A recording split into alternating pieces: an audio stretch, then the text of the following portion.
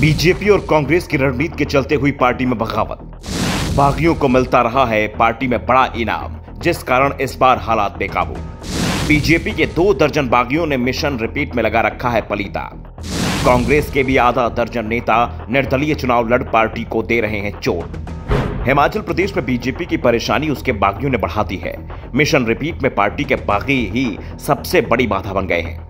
बागियों पर कार्रवाई हो रही है, लेकिन यह कार्रवाई भी दिखावे के लिए हो रही है। जिन्होंने बगावत की उन्हें 6 साल के लिए निष्कासित किया जा रहा है, लेकिन यह भी सभी को पता है कि निष्कासन 6 महीने भी नहीं चलेगा, जिसके चलते बागी नेताओं का मनोबल बढ़ा हुआ है। उनके साथ बीजेपी के जो नेता जुड़े हुए हैं, वो भी बढ़े मनोबल से बीजेपी को हराने में अपनी ताकत लगा रहे हैं, जबकि पार्टी का उम्मीदवार बीच चुनाव में हाँफ रहा है।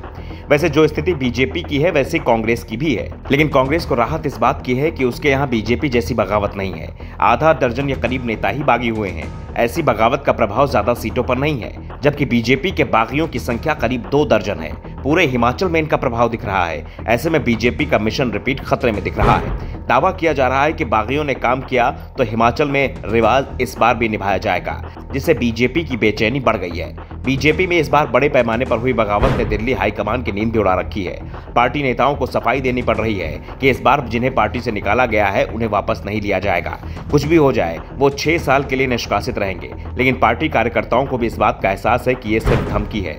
होगा वो ही जो राजनीति का रिवाज बन गया है। एक चुनाव में कार्रवाई होती है तो दूसरा चुनाव आता है तो वापसी हो जाती है। निष्कासित नेता अपने किसी आका से सेटिंग कर बाद में पार्टी में वापसी कर जाते हैं। हाईकमान का कभी गर्म तो कभी नरम रुख जमीनी कार्यकर्ताओं के मनोबल पर भारी पड़ रहा है, जिस कारण चुनाव दर चुनाव बागियों की संख्या बढ़ती जा रही है। चुनाव में अपनी पार्टी पर दबाव बनाने के लिए बगावत करना अब नेताओं का फैशन बन गया है।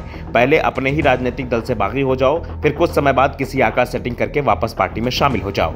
कांग्रेस और बीजेपी दोनों में ही ये दिखाई दे रहा है। बीजेपी सत्ता में है, इसलिए उसके साथ चुनाव में कुछ बड़ा ही खेला हो गया है। बागियों को भी पता है कि निष्कासन सजा नहीं इनाम होता है, और ये इनाम अगले चुनाव में मिलता है। एक चुनाव में बगावत करने पर पार्टी बाहर का रास्ता दिखाती है तो दूसरे चुनाव से पहले पार्टी में शामिल कर लेती है, और कई बार टिकट भी दे देती है। इस बार भी कांग्रेस और बीजेपी में यह रिवाज दिखाई दे रहा है। दोनों दलों ने बागियों की न केवल घर वापसी कराई, बल्कि उन्हें टिकट देकर चुनाव भी लड़ा रही है।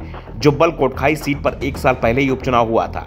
पूर्व बागवानी मंत्री नरेंद्र बरागटा के बेटे चेतन बरागटा ने बीजेपी से टिकट मांगा था, लेकिन पार्टी ने उन्हें टिकट नहीं दिया, जिससे नाराज बरागटा निर्दलीय चुनाव लड़ गए। 6 साल के लिए उन्हें पार्टी ने निष्कासित कर दिया, लेकिन चुनाव से पहले उन्हें पार्टी में शामिल कर लिया गया, और अब बरागटा को टिकट भी दे दिया गया है। ये हाल कांग्रेस का भी है। 2017 में हरीश जनारथ ने टिकट न मिलने पर बगावत कर दी थी। जनारथ की बगावत ने कांग्रेस को तीसरे नंबर पर पहुंचा दिया था। चुनाव से पहले जनारथ की पार्टी में वापसी हुई, साथ ही टिकट भी थमा दिया गया। 5 साल पहले जिस पार्टी को जनारथ पानी पी पी कर कोस रहे थे, आज उसकी तारीफ करते नहीं थक रहे हैं। बागियों पर पहले कार्रवाई और फिर इनाम के चलते ही अब नेताओं को एहसास हो गया है, पार्टी टिकट तभी देती है जब उसे चोट पहुंचती है, और यही कारण है हर चुनाव में बगावत करने वालों की संख्या दिन ब दिन बढ़ती जा रही है। Bureau report, the Navdarpan news.